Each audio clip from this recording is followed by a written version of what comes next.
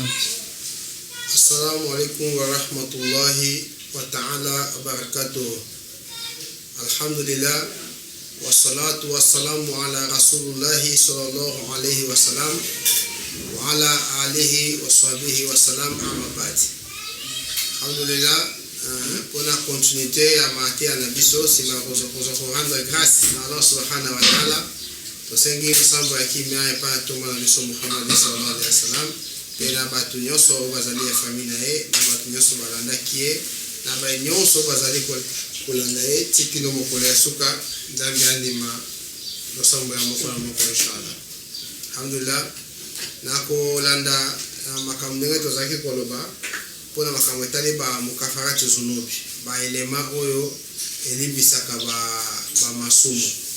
to bake mutu sengeli asala effort to sengeli na mutu asala makasi ya koluka ba elema o elimbisaka masomo to pesa ki exemple na maloba moko Sheikh alobaki na biso na ibadi alobi alobaki inna bahari dhunub katoma fi hazihi azman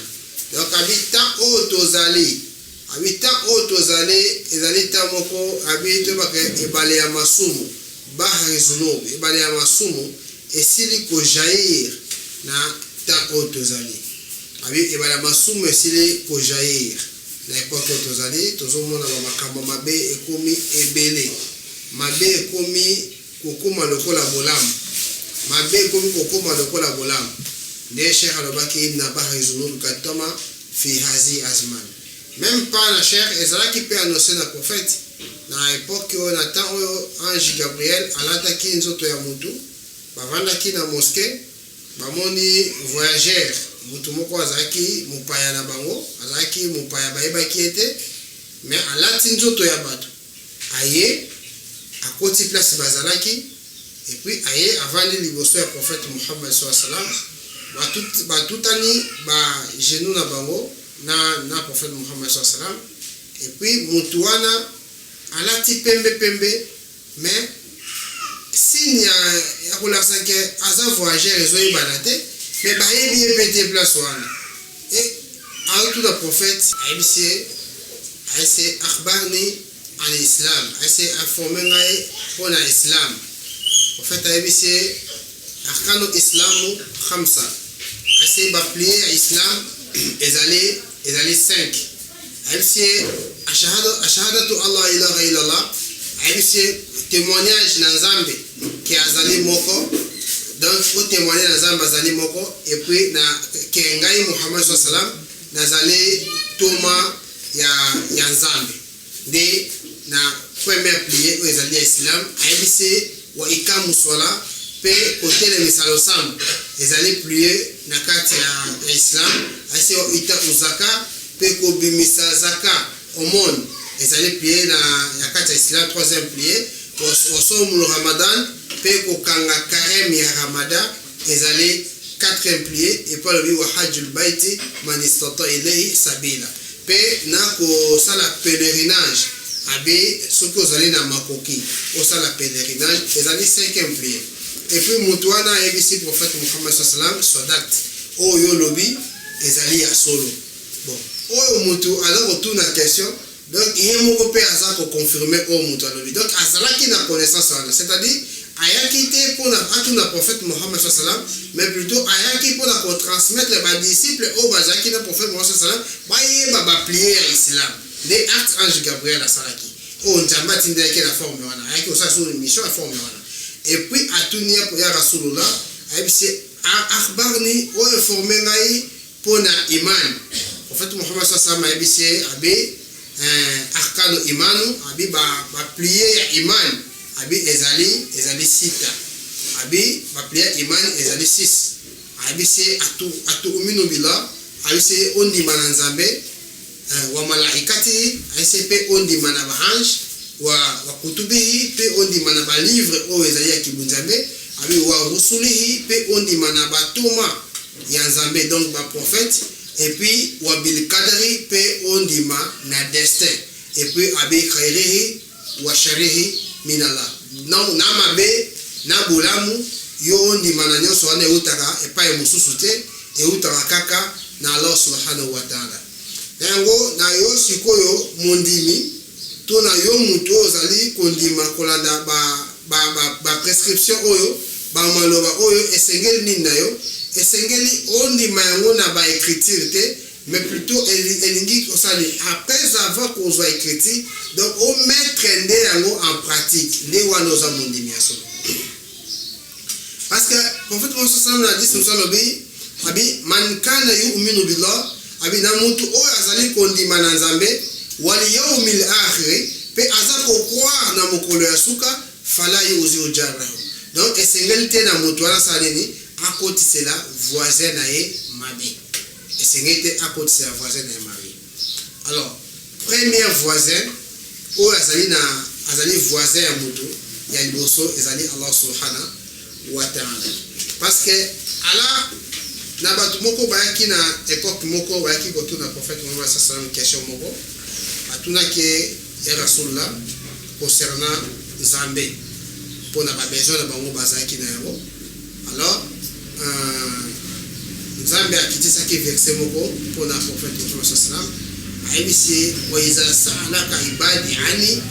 sa'alaka ibadi ani fa inni qarib. Abi soki bato batuni o question concernant ngai mon mpona ngai yebisa bon ke ngai Nzambe nazapi naza musika te nazali proche abi azali proche Nzambe lobaki abi azali proche ya veine oyo babengi yango veine jugulaire oyo ezwami na kati ya pembeni ya motema ya moto. Donc Nzambe aza proche wana. Donc bango baloba ba besoin na bango ngai Nzambe akosala nini na ko répondre moko na moko. Donc Nzambe aza capable ya koyoka oyo eza na mitema ya bato nyonso. Mais bato wana bango moko bazali inconscient ya koyeba ke comment est-ce que Nzambe akoyoka na kati ya mitema na biso, mais biso moko toza na connaissance te ya koyeba ke Nzambe aza na mitema na biso.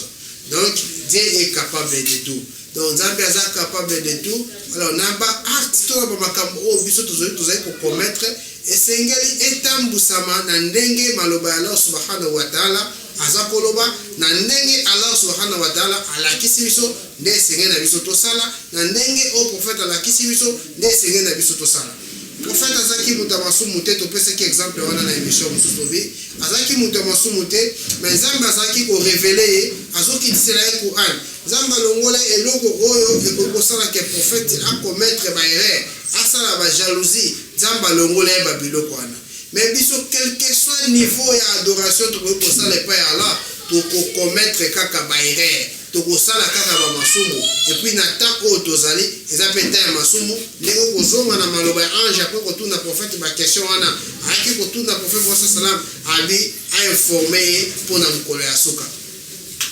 aisa ke informé na pour na mkolo ya suka pour ça prophète est pas dans le binini abi ngai na lale mas'ul. Donc moto a trop atuni abi na yebi la en référence na yebi yango te. Et puis na yo pesa elo motuni oyebi yango pete. Donc prophète alakisaki basin oyo ya mukolo ya suka alobaki abi ezali na mukolo oyo okomona mwana akomi komanke baboti na ye okomona basi bakomi kolata biloko ya mibali okomona mibali bakomi kolata biloko ya basi. Et puis nyonso prophète alobaki wana nde yango pe cheikh azoki kaka maloba wana alobi aye atali na ba réalité ndenge mokili ezokende na bato ezokende ba cheikh ba comprendre ba bete il n'a pas raison de kataba fi hasi asman ba comprendre que oui tango penda tozali ebale ya masumu ekomi ko jaillir eza kotambola. Et puis ekoti bisika nyonso pe baba injustice na ngo pe esi s'installer evandi. Donc baba be evandi et puis batu nyonso bakomi kosala mabe sans même bayokelango passe. Donc esengeli na biso toluka purification ya Allah subhanahu wa ta'ala, purification moko ya solo, toluka purification ya solo, purification ya mutema ya solo. Parce que prophète Muhammad sallallahu alayhi wa sallam likuli shay'in shifa abi eloko nyonso ezali na libiki na yango wa shifaul qalbi abi pe libiki ya mutema abi ezali azikiri. Donc ezali rappel ya Allah subhanahu wa ta'ala. Mais ala pe ala nisa mina malobale musalobini ni abi zikrula watatmaina alqulub zikri nde ekomisaka motema ya mutu apaisé donc zikri ya Nzambe nde ekomisaka mutu motema apaisé soki mutu akomi motema apaisé nde mutu wana akoforcer na adoration ya Allah subhanahu wa ta'ala jusqu'à ce que le quoi mitema ya bato eza apaisé eza mitema o Nzambe alingaka soki mutu aleki na degré wana akoki kokoma na nafsi moko na motema moko oyo ezale raduya donc oyo ezale malamu Nzambe asepeli nango jusqu'à ce que soki aforce makasi akoki kokoma na motema moko oyo ezale marduya donc tozali na banafsi oyo mutu alekaka mais à partir ya purification ya kibunzambe nde mutu azolonga na banafsi kobana na banafsi lawama nde mutu atamboli asali parcours jusqu'à ce que akoma na nafsi marduya donc na nafsi moko oyo ezali esengo makasi na yango ezali na baelema oyo mutu akoki kosala po ete soki oza kopratike baelema wana epurifie yo elongola yo bamasumu ya liboso ezali nini ya liboso ezali esengeli na yo oyeba kotelemisa losambo ya liboso esengeli na yo oyeba kotelemisa losambo parce que losambo ezali abi asola minal amali imani donc losambo ezali parmi ba amali imani donc ba misala ya foi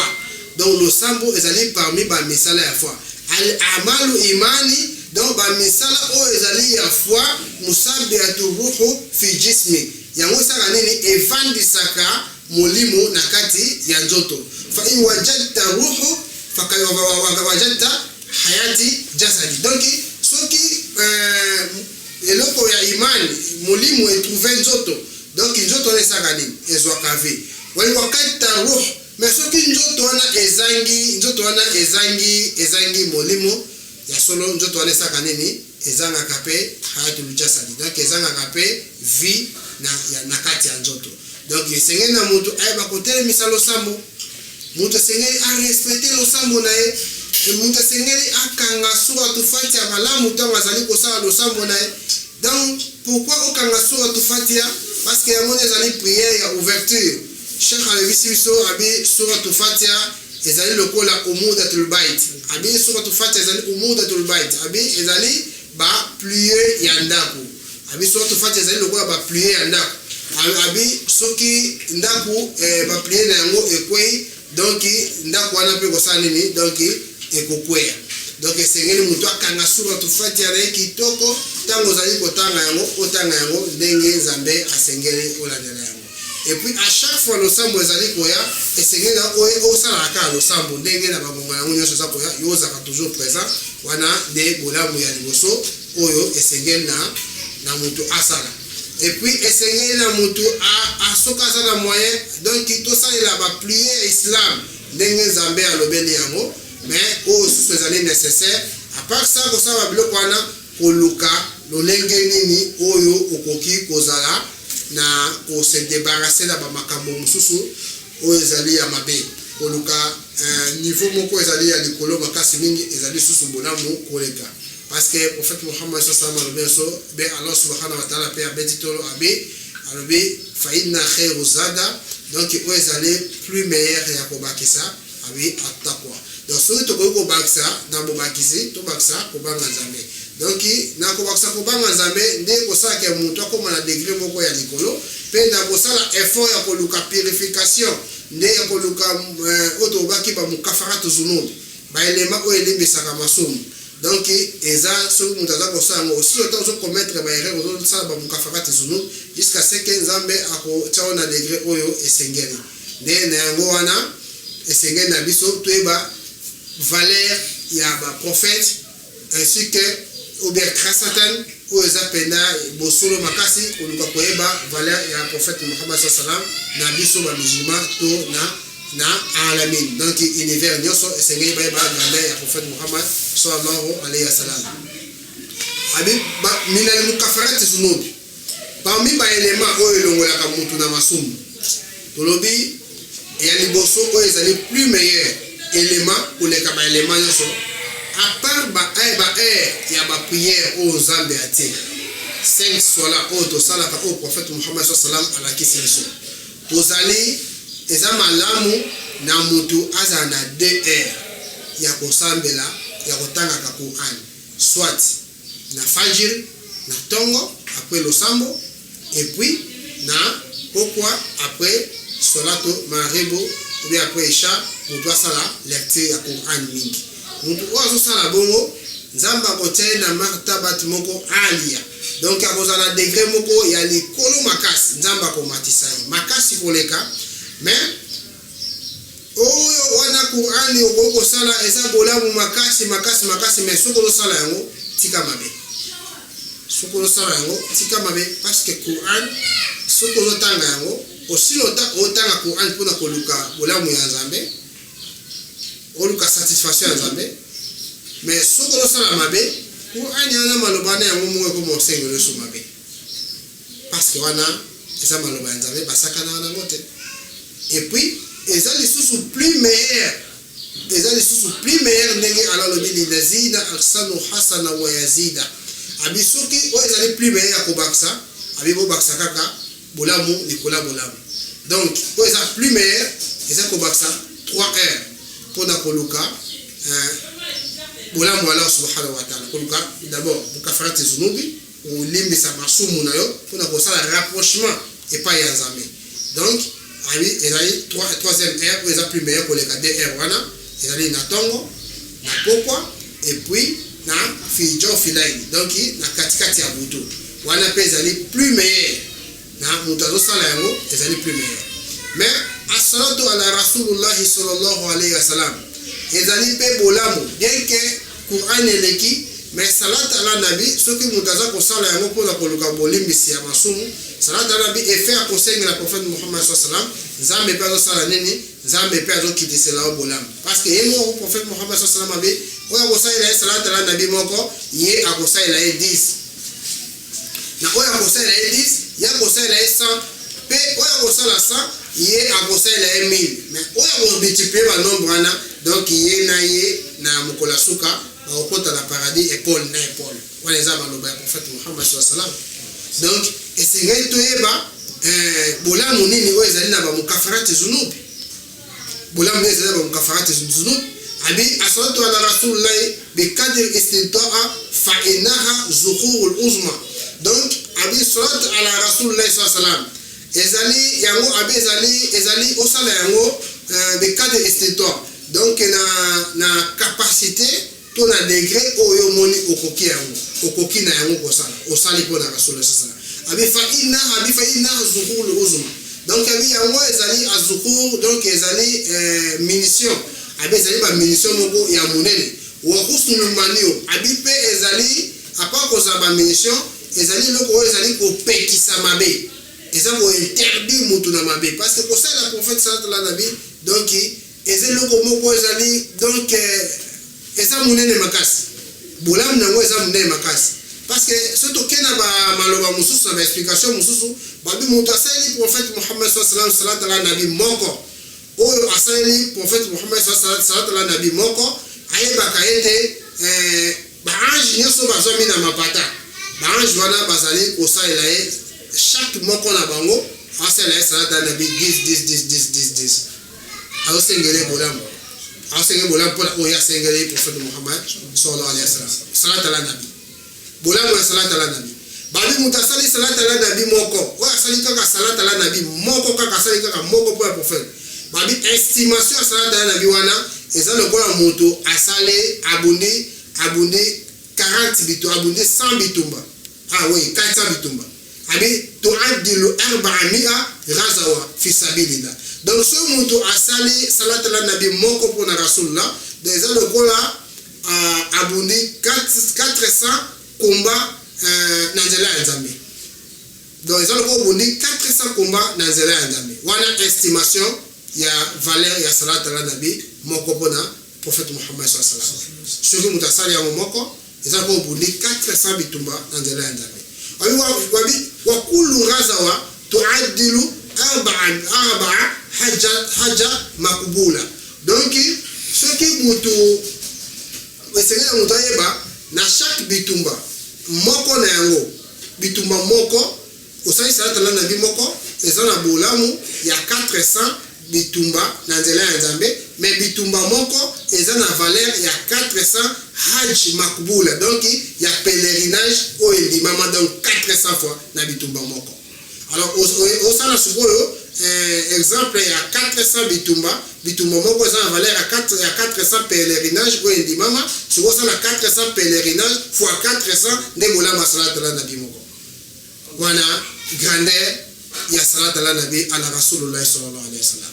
Abi pe yote abi wakana ta'iru alladhi yakhluquhu Allah fi salati alwahida minha. Abi ezali na losambo abi ezali ange moko ndeke moko oui ndeke moko ezali na ndeke moko yakhluquhu Allah ko zambe akelaka pona na losambo oyo mutu asale moko asale pona prophète Muhammad sallallahu alaihi wasallam jambo zokela ndeke moko pona mutu asale salat ala nabi pona prophète Muhammad sallallahu alaihi wasallam. Dekana sala nini yakhluqu Allah ta'ala yusabbihu jami'i al-sanatahu pe mutwana azali ko al-sanatu azali ko sengela mutu o asali salat ala nabi moko wana ndeke wana azali ko sengela ebolamu na minoko nyonso o yayibi azo sengela mutu wana saki salat ala nabi pona prophète Muhammad sallallahu alaihi wasallam. وَيُوَصَابُهُ لِلْمُصَلِّي. Donc bolamu na yango ezali pona weloko mususu te mais ezokende pa nani pa ya mutu oyo asengaki salatu ala nabi pona prophète Muhammad sallallahu alaihi wasallam. Ayo wakaza fi hadith sharif anna Allah ta'ala yakhluqu malakan min salati alwahida abin zamba zako kela ange moko pona mutu oyo asali losambo asengeli prophète zamba zokela ange moko et puis ange wana wasalene azako kota ange wana azako kota na fi bahari hayati azako kota na kati ya ebale ya vie ange wana azako kota na kati faiza kharaja soki abimi na kati ya ebale ya vie ange wana wasalene azali ko pepula mapapu na ye et puis chaque lipapu ezako bimsa graine moko ya mai et puis fayakhluqu Allah ta'ala min kulli wahida min kulli qatara na chaque graine mbuma ya graine wana nzamba lokelela yango ange moko azako kelela yango ange moko wa yastaghfirullah lil musalli ila yawmul qiyamah. Et puis ange wana azali kosenga bolimbisi azoko senga bolimbisi na ba ange na graine moko jamba sali ange moko ange wana zos ba ange wana nyoso moko ya bango balo sengela yo muto sengeli prophète Muhammad sallallahu alaihi wasallam bolembisi ko bana mukolo oyo sengaki bolembisi ti kilo mukolo ya suka bazana ka pona ko sengela wana de Muhammad sallallahu alaihi wasallam oyo créature muto akoki koya ko sakala na ye o créature o muto akoki ko pelisa batu avandi balo sala salatu ala rasulullah li ijlalillah wa rasulihi yo ya ko pelisa ke na ko ko savanda te osa salati te pona rasulu de pona nzambe pona bomoko ya nzambe et puis pona na yatomana yo pelisa yango o nzambe ye prophète Muhammad sallallahu alaihi wasallam a reconnaître biso na kokende kozalo sambo pa Allah subhanahu wa ta'ala a reconnaître biso inna Allaha wa malaikatahu yusalluna ala nabi ye a reconnaître biso ya ayyuhalladhina amanu sallu alayhi ado reconnaître biso meto sengela devant Allah ado reconnaître biso ale yo ozali kolinga te bato bavanda mpona ko reconnaître eloko wana kosengela prophète Muhammad sallallahu alaihi wasallam. E wana nde ezali bida wana nde eza masumu kosengela prophète Muhammad sallallahu alaihi wasallam. Prophète ye moko sallallahu alaihi wasallam alobi mutu oyo ayoki kombo na ngai Muhammad sallallahu alaihi wasallam aboyi kondima kozongisela ngai bolamu kosengela nga bolamu azali parmi bato baza mabe pe aza parmi bato bakabaka te. Ouais, ils allaient mal au prophète Muhammad sallallahu alaihi wasallam. Ce qu'on a battu, ils allaient reconnaissant. Reconnaissance, ils allaient nini. Reconnaissance. Ils allaient causer sa droit. Il y a un loco, mais loco et pas il y a colonel à mériter droit naïe. Des reconnaissance. Le coup là, biso, tout est là néa c'est Allah, tout est pas Allah. Parce que là, on doit que tout est là le côté et le côté ils allaient loco. Parce que le côté c'est Allah. Parce que c'est Dieu qui a fait exister tout. Et l'autre côté, c'est Zambé. Zambé est dans qui néa, il est dans qui néa. Il est dans qui awal. Est-ce que néa est dans qui peut exister avant? Non. Zambé est dans qui awal. Il est dans les akhir. Il est dans les zahir. Il est dans les batun. tout ezali kati ya réalité Allah subhanahu wa ta'ala eloko nyonso oyo ezali libanda ya Allah c'est que le wana ezali ko exister parce que libanda ya Allah yake la perdition donc tout ça là effort ya koluka koyeba grandeur ya prophète Muhammad sallallahu alayhi wa sallam et pas le bi ana Kasim abina zali Kasim c'est pas dit que parce que la beauté moi comme Abu Kasim appelle c'est comme Kasim donc il azali Abu Kasim non mais azali Kasim pour Allah appelle ça kangai ya sanini azokabula na biso bikelam ye azokabula na biso bikelam alors mutu azali mutu ya kosakana ete pe à part ça degré au tolobaki wana wa fiha aidan ashara hasanat pe na mutu aza kosala yango ayeba susu ezali na 10 bolamu ezali kolanda ye wa mafira ashara sayiat pe ezali na 10 bolimbisi ya masumu na mutu asengi salata na nabi moko mpona prophète Muhammad sallallahu alayhi wa sallam wa rafa ashara darajat pe eza komatisa mutu wana na 10 degré kosenga bolimbisi mpona salata na nabi mpona prophète Muhammad sallallahu alayhi wa sallam وتصلي عليه ملائكة سبع سماوات كل واحد 10 مرات donc il peut ange bazo sengela mutu oyo asengi pour le prophète Muhammad sallallahu alayhi wa sallam nabi moko tous les anges ya 7 ciel baza ko sengela ye moko na bango aza ko sengela ye salat asengela 10 salat na nabi ni 10 salat na nabi pour na bolam ka yo sengela ki prophète Muhammad sallallahu alayhi wa sallam abi wa hadha amru la tuqaddiru qadrahu shabi makambo oyo là tout cas de recadrer mutu te azali censé ya ko expliquer grandeur to valeur ya salatu ala rasulullah sallallahu alayhi wa sallam parce que bolam nango eze belé le kimakas et pas le kulli salati min salati abdi abi na chaque sola ko ezali le sambo mutazo senga pour la prophète na chaque sola na yango mutazali ko sa ayaba ke nzamba sa nini azako kela e basi na paradis wa kasora fi janna pe alotongela e ndaku na kati ya paradis pour kaka pona bola mo salati ala rasulullah sallallahu alayhi wa sallam donc tozali obligé koluka toye ma rasul qui est rasul azali muto biso tozo na ba dimension oyo biso tozo la été prophète Muhammad sallallahu alayhi wa sallam azali ma dimension biso tozali ko la été tozo na ba dimension oyo zo mérité été même bato bazo na l'islam bato zo sa islam c'est bien toujours en islam mais toujours comprendre la réalité à Muhammad Rasulullah sallallahu alayhi wa sallam toujours comprendre la réalité d'être Muhammad a la réalité la réalité Allah subhanahu wa ta'ala de Muhammad sallallahu alayhi wa sallam la réalité ça na ba bula mobele parce que la grandeur à Muhammad sallallahu alayhi wa sallam tout beta l'islam que ya Fatima alayhi salam après avoir qu'on vanda na Ali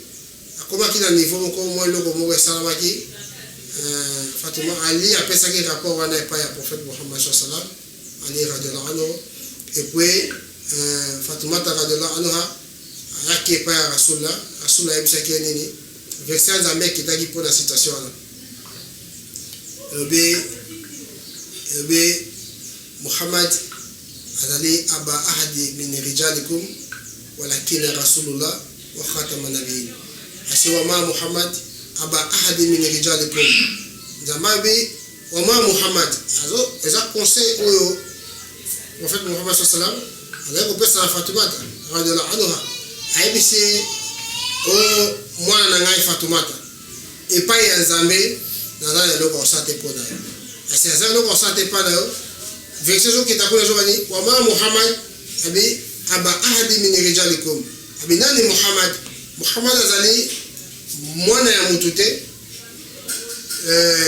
leki ya mutute papa ya mutute jambalo ngoli kaza na papa ya Fatima tadani aza papa ya mutute wala kina Rasulullah wa khatama nabiyin donc azali toma ya Nzambe pourquoi Nzambe lo libongo parce que soki Nzambe alingai kotinda même ange aya pona kote ya biso si to lingai ko mona ange wana abimina mapapu azoya ko yasa nini azote ya biso tunga ko mona ange wana Nzambe abini kama arsalna fikum rasula minkum yatlu alaykum ayatina wa yuzakikum abi kama arsalna fikum rasula abi lokola totindaki toma moko minkum abi ma parmi bino asali abotama Muhammad bin Abdullah Muhammad bin Aminata mais en réalité awuti epa Allah subhanahu wa ta'ala nde Allah lobi kama arsal nafiku yende atindi ya lilo kwa totinda ke ai mena parmi bino soka yaki ange na mapapo est-ce que mutainga kote mana kwa kamate ya nae non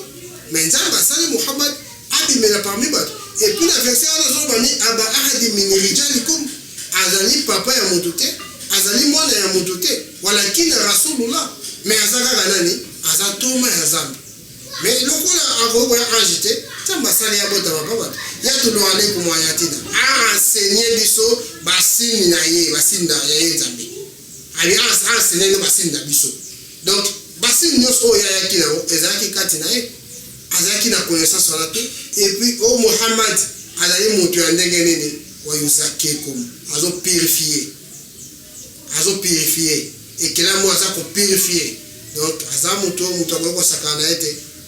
aza mutu ayebi grandeur na ye inshallah o sengela salati inshallah tongo tina poko o sengela salati parce que azali ekelamu ya munene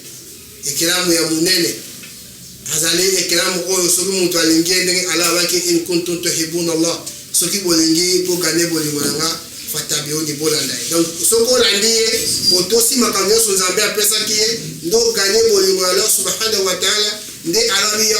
yaghfiru lakum dhunubakum pende ala salele aye kolembe sabasum na bino kaka na bolingo oyo pesa ki na Muhammad sallallahu alaihi wasallam nde ala libisi masumu na mutu olandi azode misabasum de grandeur à Muhammad sallallahu alaihi wasallam. Muhammad azai kelamo hakika ya Muhammad donc soko mutayebi yango inshallah ne akoyeba réalité Allah subhanahu wa ta'ala parce que Muhammad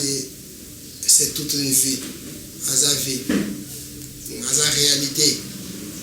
mutu alandi alona hubu na ye mutu alande ya bosolo ndenge zambe alakiseliye ndenge zambe apeseliye lobeta shar abe mutabi nabi sallallahu alayhi wasallam abe kulanda prophète mutala na prophète Muhammad sallallahu alayhi wali wasailu ila nay kasira dawabe ko banzela ezo musaka batu pa zambe zalebele mais mutala na prophète Muhammad sallallahu alayhi wasallam esengala nae na maloba nae na misala nae parce qu'on a des années mission eux ont défini mission prophète Muhammad sallallahu alayhi wa sallam donc tout ça là il faut koyeba Muhammad ya solo so koyebiye ulandiye na nenga bosolo ndio ko comprendre qui est Muhammad sallallahu alayhi wa sallam wa sallallahu ala khayri khalqihi ونور أرشه أفضل الأنبياء والمرسلين وعلى آله وصحبه وسلام. السلام عليكم ورحمة الله وتعالى وبركاته.